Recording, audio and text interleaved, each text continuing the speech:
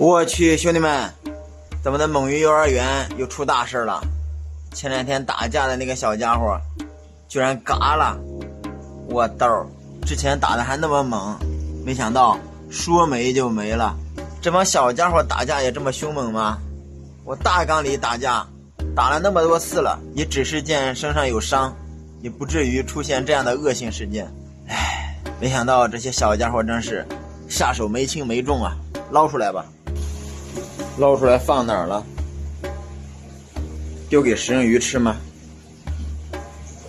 丢给食人鱼吃算了。帝王在这里等着。